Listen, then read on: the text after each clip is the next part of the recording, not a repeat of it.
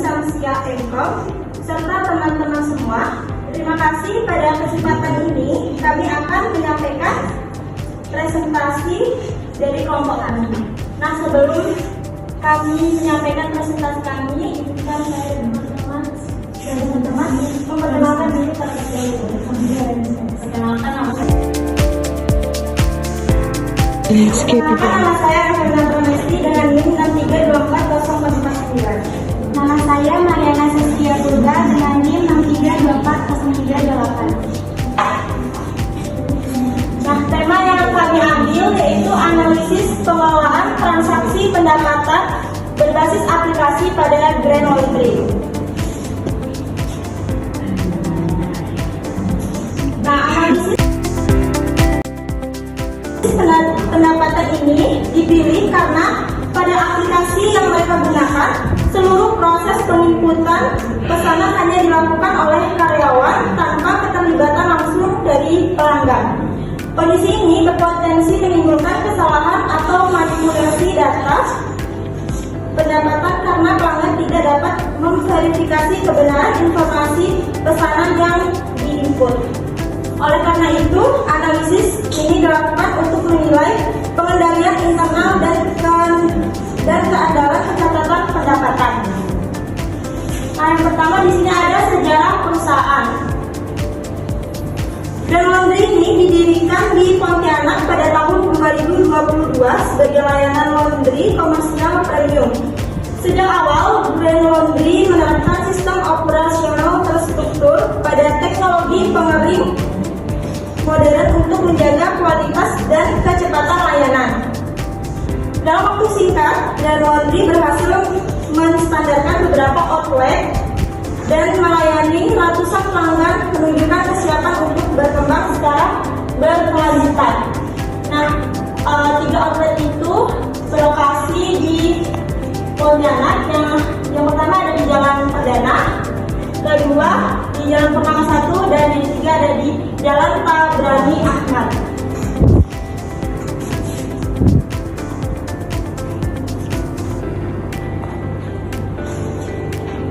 Proses bisnisnya yang pertama, pelanggan datang ke laundry membawa cucian ke outlet Grand Laundry. Lalu kedua, karyawan akan menerima dan menimbang cucian.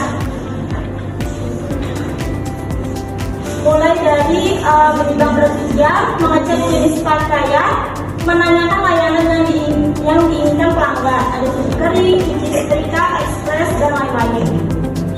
Yang ketiga, karyawan menjemput pesanan ke aplikasi.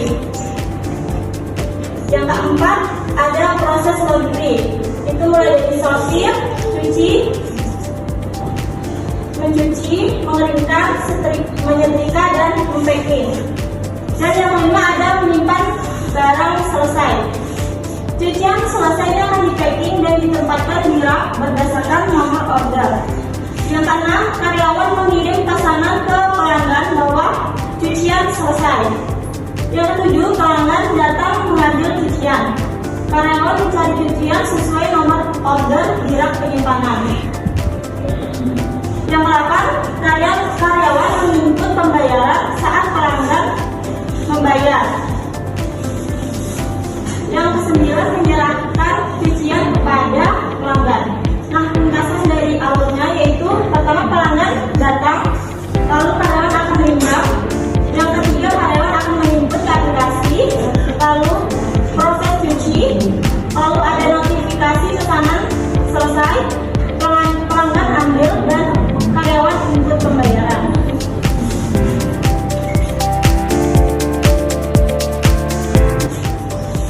Nah, selanjutnya ada use case Grand Laundry. Ini sederhana karena pelanggan tidak mengakses aplikasi. Aktor yang di sini ada karyawan dan pemilik. Karyawan dapat melakukan proses laundry dan mengelola laporan pendapatan. Pemilik dapat mengelola laporan pendapatan dan mengelola tarif layanan.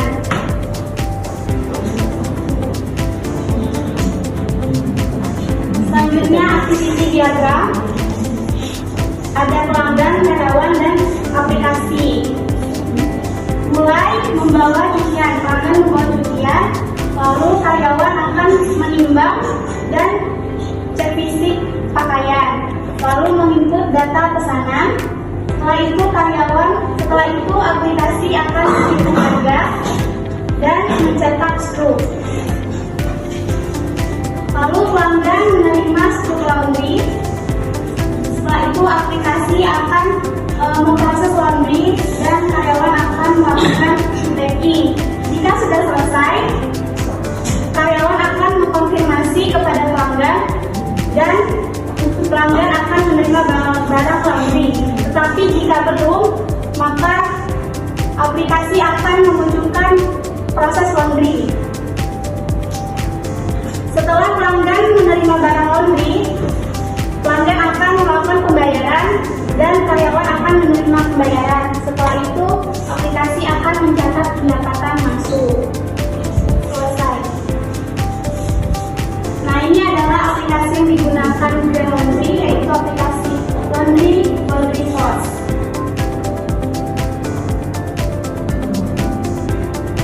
Ini adalah input output sama karena berupa struk. Ada total dan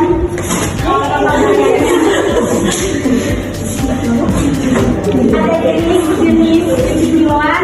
Ya, input sama itu beda harga, jadi dibedakan. Kalau total 29.000 dan total baiknya 79. Ada estimasi waktu 1 hari itu dibeli oleh pelanggan. Mau yang reguler atau express.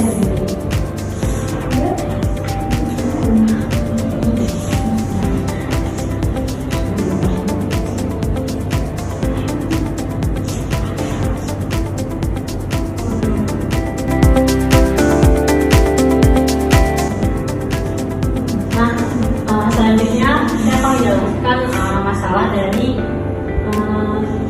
Grand Laundry. Saat ini, setelah kasir Grand Laundry selesai mengikuti data pesanan atau berat jenis layanan diskon ke aplikasi dan mencetak nota, hanya nota kertas itu saja menjadi bukti bagi pelanggan.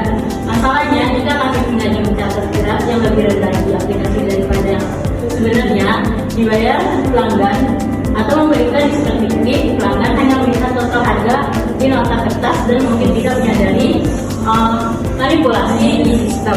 Maksud dari permasalahan ini adalah bahwa sistem transaksi di Grand Laundry saat ini masih memiliki celah pengendalian internal. Setelah hasil menginput data pesanan atau seperti berat cucian, jenis layanan dan diskon ke dalam aplikasi, satu-satunya bukti transaksi yang diterima pelanggan hanyalah nota kertas.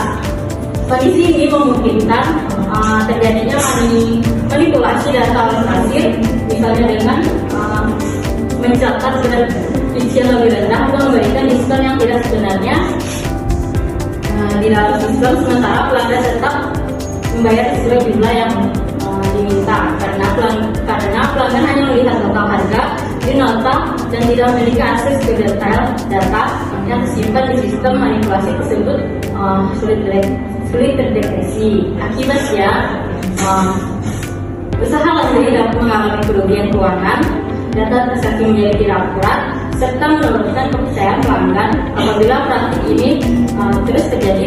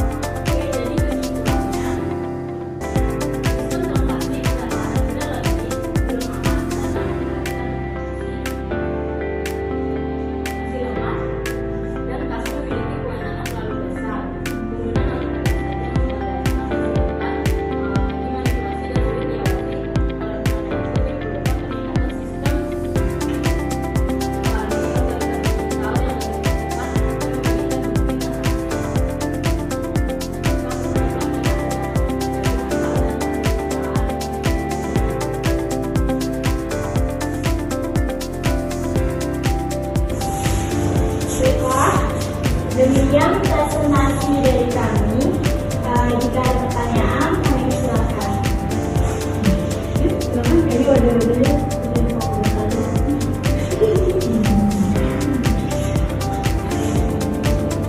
Familiar kan dengan ada?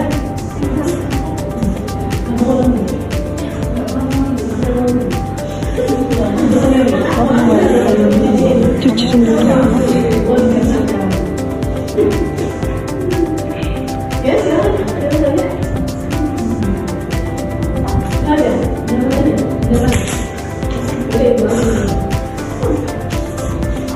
Kembali tahu. Laundry. Belum.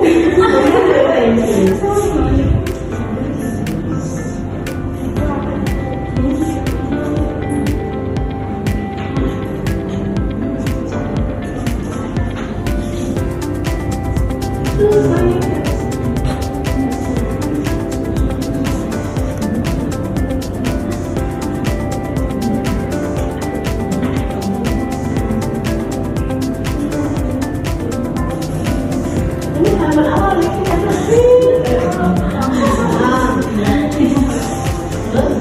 Oh.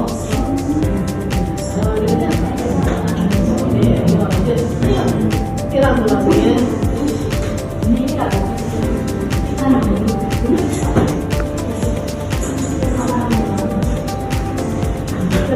Ini cocok.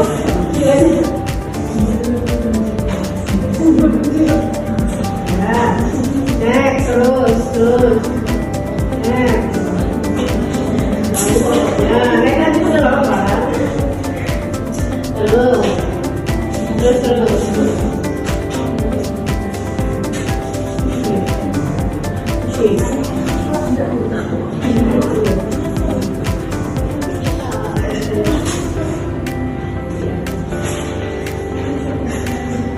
Proses bisnis nggak perlu, jangan buat versi balet numbery, buat dengan paragraf.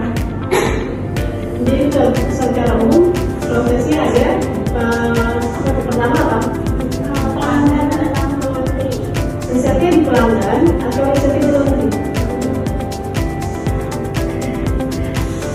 Di laundry keseluruhan produknya. Tidak menjawab pertanyaannya kalian risetnya di pelanggan atau risetnya di laundry? Kalau risetnya di laundry, maka sudut pandangnya sebagai subjek nanti itu adalah pihak laundry. Ya, kalau usah ceritain pelanggan datang enggak, itu mau urusan pelanggan, gitu ya. Dimulai dari mana? Dari si laundrynya, sudut pandangnya dari sana. Maka prosesnya apa yang pertama berarti? Penerimaan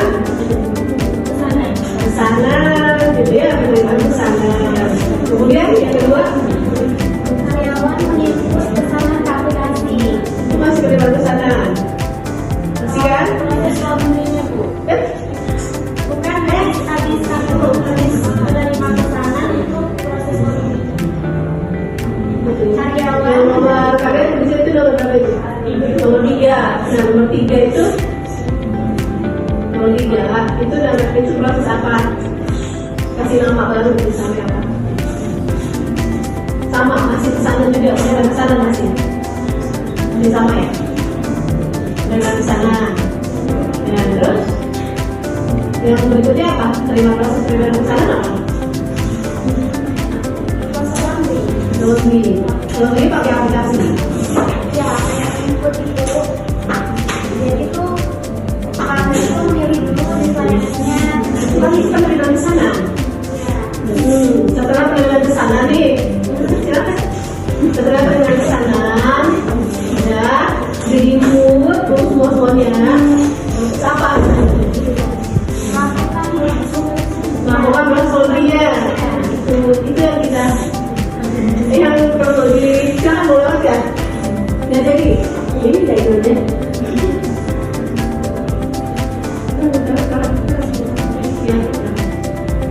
Ambil aja ini. Proses laundry-nya, ya? Iya sih, proses laundry. laundry itu dilakukan di perusahaan laundry-nya.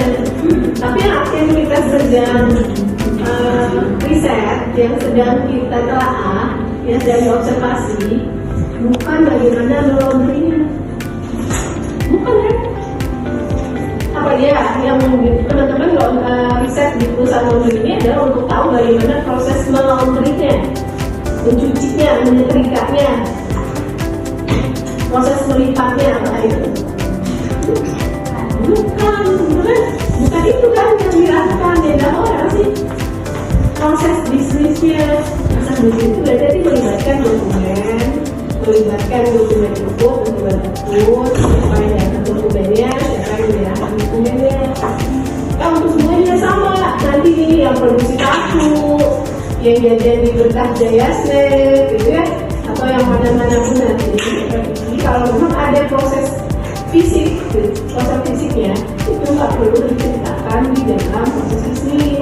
Misalnya prosesnya memasak nasi goreng itu nggak usah diceritakan.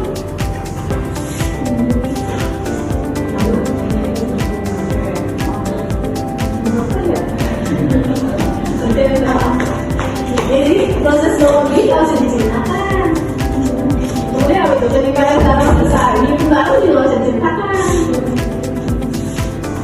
Kecuali ada alat dokumen di sana. Kalau ada alat dokumen, udah misalnya ketika proses laundry selesai, maka karyawan akan mencetak nota laundry dan menunjukkan pada barang selesai. Nah, itu boleh tuh karena ada dokumen yang akhirnya diserahkan atau ditempel ya, dokumen yang muncul. Kalau kayak masaknya, kuncinya itu masih ya. Jadi nanti fokusnya pada apa? Fokusnya pada menggunakan aplikasi itu ketika apa? Jadi orang kita emang apa ya yang teman-teman riset di perusahaan laundry ini adalah untuk tahu bagaimana proses melaundry-nya, mencucinya, menyetrikanya, proses melipatnya, apa itu? Bukan itu kan yang dilakukan. Yang dilakukan apa sih?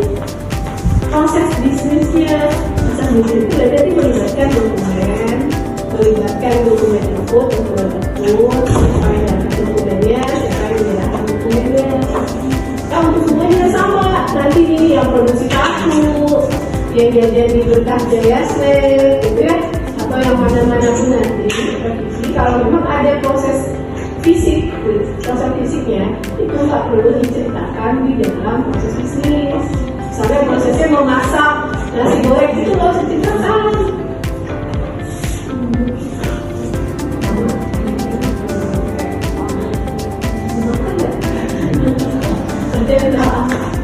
Jadi proses laundry nggak usah diceritakan.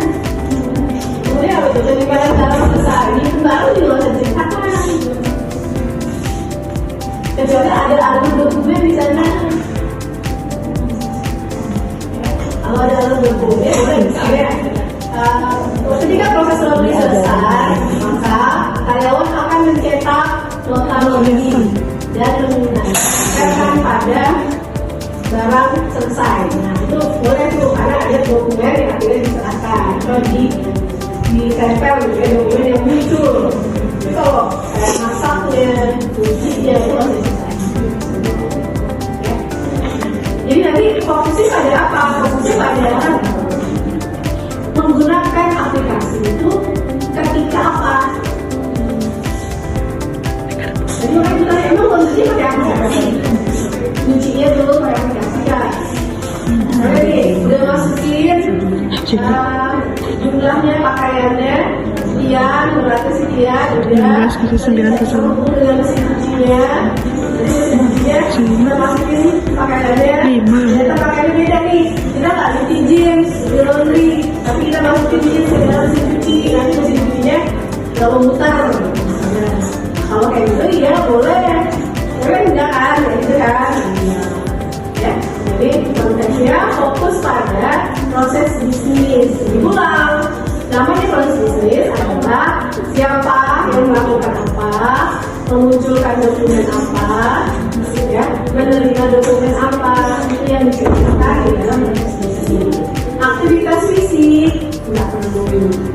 Makanya kalau nanti ada yang menjelaskan kurir mengantarkan barang, nah itu juga diceritakan kurir mengantarkan barangnya.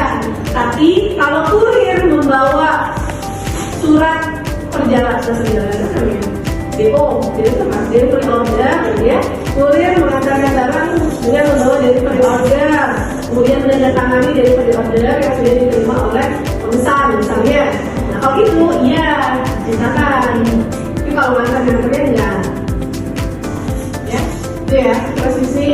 Kemudian di gambarnya, next, di gambar, ini kan singkat banget, iya memang singkat banget karena tidak melihat posisi pelanggan. Oke, nggak masalah. Jadi kalau memang singkat ya singkat aja, apa adanya, gitu kan?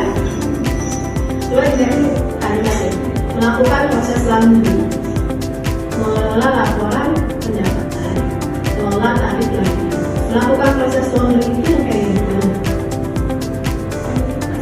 Oke, itu ya maksudnya nanti mengelola pesanan, bukan melakukan proses laundry. Kalau proses laundry nanti bayangannya orang-orang pasti nyuci, nyetrika, nyukur, lipat, gitu kan? Padahal kan tadi sudah komputerisasi kan, maka use case-nya dibuat. Kalau use case-nya sudah ada use case, itu sudah jelas nih. Kalau teman-teman berani buat use case, kita nggak usah ngomong apa-apa lagi, ya pasti sudah pakai aplikasi. Makanya seharusnya Eris itu harus Eris tuh, itu bukan Eris ya? Simbol apa itu? Itu simbol activity. Harusnya Eris itu adalah menu-menu yang sederhananya, walaupun tidak sesederhana itu, supaya bisa lebih dipahami. Use case ya itu menggambarkan menu-menunya yang ada di aplikasinya. Apa misalnya nama menunya? Untuk mengelola pesanan, untuk mengelola tarif layanan, untuk mengelola laporan pendapatan. Kalau memang ada tiga itu, ya udah, itu kemudian next, activity diagram ya. Sebenarnya, tapi Pak Ibu, ya Ibu melihat teman-teman mungkin ini bisa nih. Tapi ya karena sudah komputerisasi, ini di activity diagram ini kurang cocok ditampilkan di sini. Jadi gimana dong Bu? Ini harusnya menggambarkan alur penggunaan aplikasinya. Jadi pada saat membuka activity diagram tadi kan yang pertama ada tiga ya, ada tiga bisnis kan. Mengelola pemesanan. Mengelola pemesanan itu yang diawali dari siapa? Dari siapa? Kalau ini ibaratnya adalah activity diagram mengelola pesanan, maka aktornya itu di atas terus sebenarnya siapa? Yang memulainya karyawan ngapain? Oke, karyawan sebelum menginput bisa langsung menginput.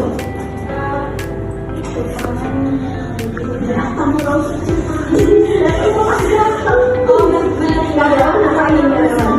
Karyawan menerima pesanan, ya itu sudah, itu history aktivitasnya. Yang digambarkan di sini adalah kelakuannya kita, si karyawan ketika berhadapan dengan aplikasi. Apa yang dilakukan kita nih, karyawan nih, ketika berhadapan dengan aplikasi apa? Kira-kira langsung ikut kan? Ya itu udah nih benar pesanan, oke, terus langsung ikut. Dia nggak akan ada login dulu aplikasinya. Apa sudah login? Sudah login, jadi seharian itu sudah login. Udah, oke, itu langsung ikut pesanan. Ikut pesanan apa saja yang diikut? Karena mengikut jenis layanan, mengikut nama pemesan. Dan setelah itu nanti disimpan ke aplikasi, kan ya? Itu kan pilihannya nggak cuma ada input, biasanya kalau aplikasi itu mungkin ada proses edit, ada tombol natal mungkin, ada tombol pencarian atau tombol cetak. Nah itu nanti ya diceritakan apa yang mungkin saja terjadi di aplikasinya.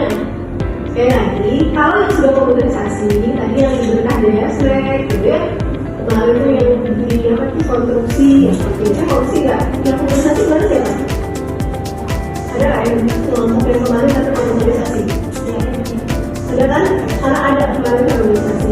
Jadi yang diajarkannya yang diceritakan adalah kelakuan kita, si usernya itu siapa lah dia, usernya siapa aja tuh terhadap si aplikasi.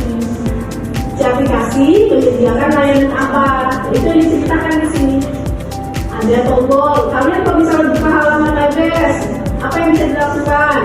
Oke, preferensi. Oke, preferensi apa yang bisa dilakukan? Input data ini, input data itu, mengupload ini, mengupload itu. Itu yang dilakukan. Pokoknya kalau baca activity diagram dari sistem yang sudah komputerisasi, ini nggak ada cerita fisik gitu, nggak ada. Yang ada adalah jalan cerita di aplikasi. Apa jadi dari aplikasi? Pernah pakai WhatsApp